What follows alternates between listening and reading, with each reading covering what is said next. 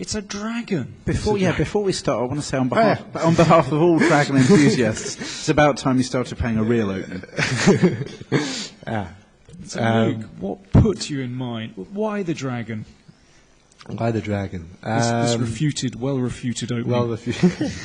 Well, yeah. These days it doesn't seem to be totally refuted. Not totally. No, not totally. Not totally refuted. Well, even Magnus seems to wheel it out on occasion. Yeah. Yeah, if I keep copying his openings, I might carry on doing well. But I mean, it seems to help. Okay, so White's playing the very standard Yugoslav attack, and now plays G4, which of course is very well known, but a little bit unusual. Yeah. Well, so it's the latest stuff, isn't it? This G4 and knight takes E6. Yeah. Were you expecting G4, or did you think you'd castle and?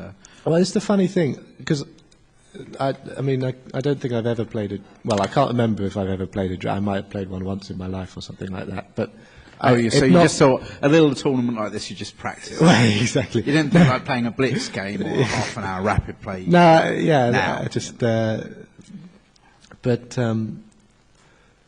Well, so the thing was, I knew if I did something like this, it's not, he's not going to go for the very, very sharpest line, and that he would choose, some kind of dangerous sideline. Sorry, Luke, I just wanted to advise everyone, Nigel's here. So I'd like to welcome him to the commentary room.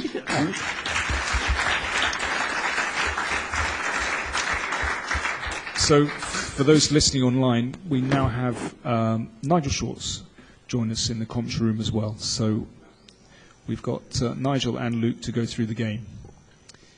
Nigel, G4. Might go and get a glass of wine. I think.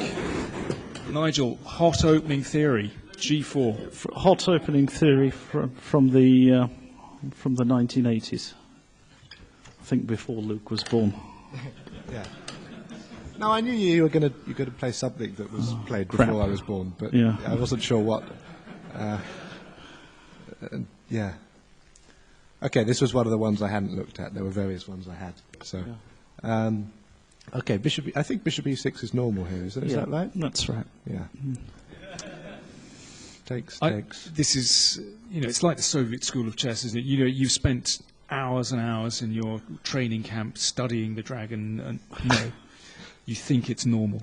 It seems to be a slight contrast between the two schools. No, because G4 is just one I haven't really looked at. Oh, so he now confesses. Well, it was pretty obvious because I was thinking for 15 minutes afterwards. So, or if I have, I've forgotten all about it, which is equally possible. So the interesting thing is I had a game in this line last week. So you should have been prepared for this. Yeah. So where was that, Nigel?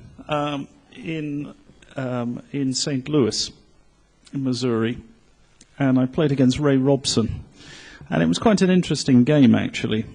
The most interesting point in the game was on move 20 or 21, something like that. I played the move King F2, and my opponent responded in a way that was completely unexpected to me.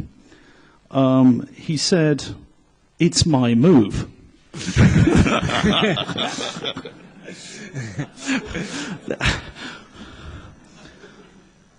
And the sad thing was, he was right.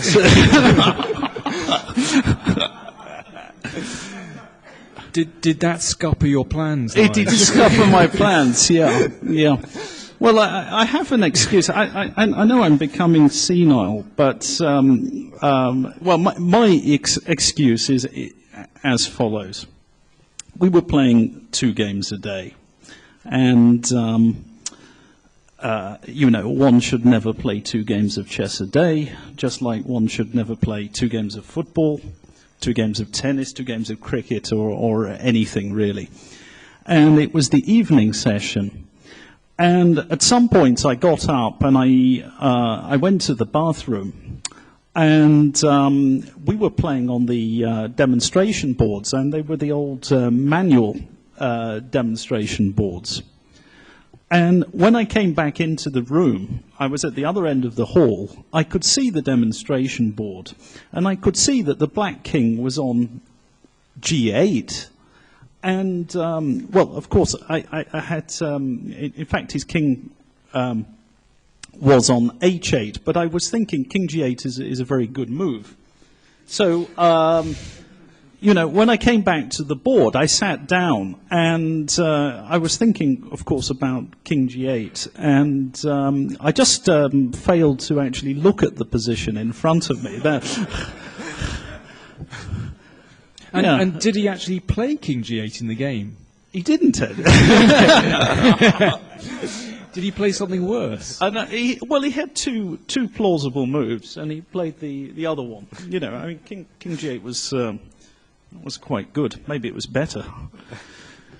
But it was a draw. Yeah, I don't know. I think one should be able to play two moves once in a while. You know, one should be able to pass. And then get... Yeah. Yeah. So anyway, Nigel, it is actually your turn in this position. Right, thank you. Yeah. So, okay, let's make a few more moves. Okay. Yeah, I think they normally play knight e5 now. Because that stops bishop c4, which is a really good move. So you think rook c8 is just bad, or...? Well, it gives me some extra options. Right. Okay, so what you did makes sense, yeah? Bishop c4, and then queen d7 is forced. Bishop b3. Yeah. Okay.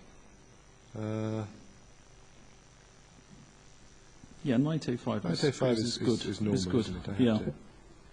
Because of knight e5, I can play queen e2. And just, that's actually quite annoying. Right. And Chris, dragon expert, of course. I've forgotten I was sitting next to a great dragon expert. Chris is one of these guys who plays rook takes c3 in every position that it's legal. Only when it's my turn. Only when it's your turn.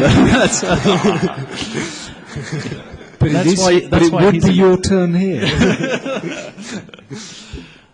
So, yeah, would you go rook takes c3? Yes. I think we were actually looking at this position, and I think it's smelly for black. Yeah. Actually, it's just insufficient. I mean, normally you get. I mean, very often you get very good play. Sometimes rook takes c3 simply wins. This is a position where, in my opinion, white is doing well. It's because black's king's position is more exposed than usual. The fact that there's, if the pawn were on f7, it would be a different story, but it isn't on f7. Okay, so let's rattle on with the game. Yeah. Okay, knight a5. Yeah, h4 is the move I was most worried about. I thought you might play e5 as well. Yeah. And then I wanted to come, I think, directly back to e8. I can always flick in this move with check at some point. Yeah, f4 and so on. f4, yes. And then I think probably takes. Knight c4. Yeah, this was possible. This was possible to play. Knight c4 is also. Yeah. Knight c4 is also interesting. No, e5 was. I also started to. Yeah. This was. I thought not so clear. Yeah. Now, black's position's not as bad as it looks, because at some point, this you're going to threaten to take on e5 at some moment. Okay, let's go on. Let's get on to the cheap tricks, of which there are many. Yeah, there certainly are. Okay, bishop takes c4. I thought was this is the one I was afraid of